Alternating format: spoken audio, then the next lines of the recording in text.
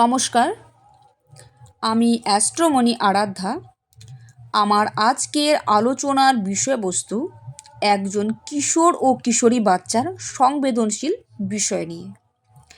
ভিডিওটি বিস্তারিত আলোচনা শুরু করার আগে আমার আজকের এই ভিডিওটি যদি আপনাদের উপকারী মনে হয় তাহলে অবশ্যই একটি লাইক করে দেবেন এবং চ্যানেলটিকে সাবস্ক্রাইব করে দেবেন। একজন কিশোর ও কিশোরী বাচ্চার সবচেয়ে সংবেদনশীল বিষয় হলো তার পড়াশোনা।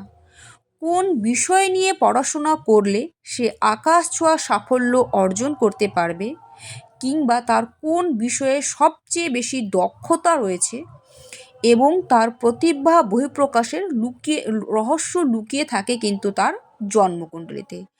প্রতিভার বহিঃপ্রকাশ আদৌ ঘটবে কিনা এটা বুঝে ওঠা কিন্তু একটু কঠিন হয়ে পড়ে।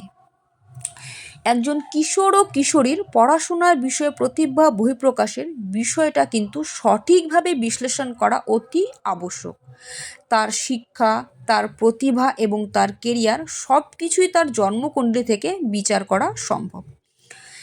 জন্মকুণ্ডলিতে এমন কোনো দোষ যেটা তার শিক্ষাক্ষেত্রে এবং সঠিক সহপাঠী পছন্দের ক্ষেত্রেও ভীষণভাবে প্রভাব ফেলে।